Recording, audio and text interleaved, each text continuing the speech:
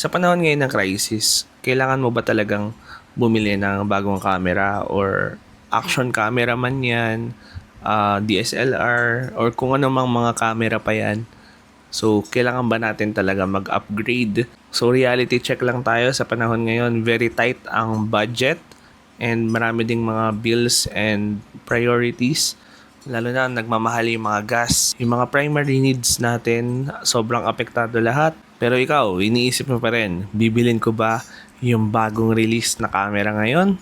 Bibilin ko ba yung mas bagong phone? So, share ko lang yung personal experience ko, no? Kahit rin naman ako, naiisip ko rin yon. Kahit may Insta360 na ako, actually gamit ko to ngayon, Ace Pro 2. Minsan, hindi ko pa rin siya nagagamit. Kahit sabihin mo may camera naman ako, hindi ko naman siya na-utilize ng todo. Minsan walang gana mag-content or walang ideas or parang wala sa mood. Kumbaga ang point ko dito is gear isn't everything. Hindi porke wala kang bagong gear, hindi porke hindi ka nakapag-upgrade ng bagong gear mo is hindi ka na makakapag-content, hindi ka na makakagawa ng something like that. Lalo na kung gagawin mo lang siya out of hobby. So may mga pros and cons din kasi yan. Siyempre, expensive gear, cinematic, and maganda yung features, updated and mas stable din. Pero kung hindi mo rin siya gagamitin regularly, kung wala kang time due to studies, due to work, or nagpapasimula ka pa lang sa pag-e-edit, kumbaga binibuild up mo pa lang yung skills mo, baka medyo hindi mo siya ma-utilize. Sometimes, less is more. Enough na minsan yung phone lang yung gamit mo, talking head. Just share your ideas na nasa head mo.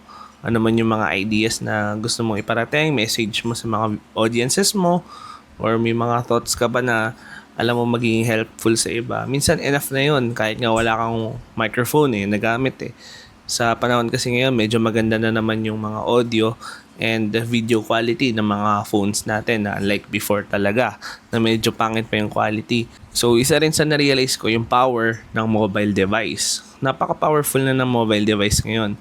Unlike before, mobile devices was only used for communication, for just taking photos, casual video calls. Pero ngayon, napakatalino na ng mga smartphones. Even yung mga budget ones, you can already create content with it. You can use it for your business. You can use it for your ideas. Actually, yung mga AI tools ngayon, nada-download na lang natin siya. So, yung mobile phone na meron ka, yung existing phone mo or yung spare phone mo, it's powerful enough. It's already enough para makapag-start ka. Kung ano man yung kailangan mong gawin. Actually, maganda pa nga sa phone kasi pag-record mo, nasa gallery mo na kagad. Diretso mo na kagad sa editing app. After editing, hindi mo na kailangan i-transfer sa ibang device kasi pwede mo na siyang i-upload directly. Tsaka maganda rin siya for quick shots, yung mga spontaneous moment, yung mga biglaan may nakita ka, you can just grab your phone and take a photo, take a video, take a clip of that moment. So, napakabilis na, no hassle, no setup, just out of your hand na lang, magagawa mo na lahat. Napaka-efficient and flexible kasi napaka-portable lang, less setup, and very fast yung workflow. Shoot mo lang sa labas and then on the go, makakapag-post ka na agad, makakapag-update ka na sa friends and family mo. And also, you don't need to bring extra batteries, no bulky gear. Just bring a power bank that can power up your devices for few charges and that's already enough para makapag-continue ka sa kailangan mong gawin.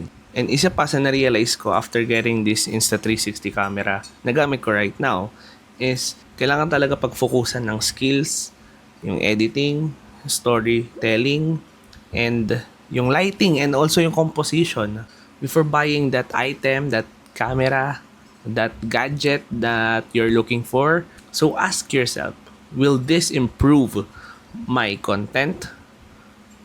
Will this really improve how I speak? Will this improve my workflow?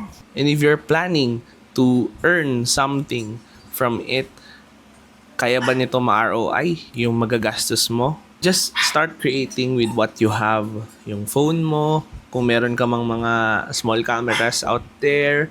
Sa panahon kasi ngayon, dapat practical na tayo. And also, hindi naman lahat ng content na mag-work ay kailangan highly produced lang sa magagandang equipments. Sometimes, yung mga raw moments, yung mga totoong ikaw, yung totoong ginagawa mo, and yung totoong nakikita sa'yo. No enhancements, hanggat maaari, minimal lang yung mga editing. Sometimes, yun naman yung hinahanap ng tao ngayon. Lalo na sa panahon ng AI, napakarami ng generative AI contents and sometimes nakakasawa na siya. And yung mga tao, minsan naghahanap yan ng totoo. Naghahanap yan ng authentic, ng genuine. Makikita lang naman nila yung mga ganong klaseng content sa'yo at hindi sa AI. So sa akin naman, yung workflow ko talaga lahat is umiikot lang using my phone. This is my phone na nabili ko before and this is just an old iPhone 11 pero yung lahat ng workflow ko dito ginagawa, editing, pag-shoot, pagta-transfer ng files. So napakalaking bagay sa akin for me na meron ako nitong phone na to. Kahit sometimes mabagal, hindi updated, and also madalas, mabilis na siyang malobat. So ito yung meron ako ngayon eh. So pinagyayaman ko lang or ni-utilize ko lang kung ano meron ako. And kung meron dumating mang bago, kung meron mang mga upgrades, good. Pero kung wala naman, just start with what you have. Just use what you have and be always thankful and grateful. Isa pa, creativity and ideas matter more than gear. Sometimes, ang hinahanap lang ng tao yung substance ng content mo. Sometimes, it doesn't matter kung nasang place ka, kung sino ka man. Minsan, yung content lang talaga yung inaabangan ng tao. So, don't let not having a latest gear stop you from creating content. So, ayun lang naman and I hope you're always safe and God bless.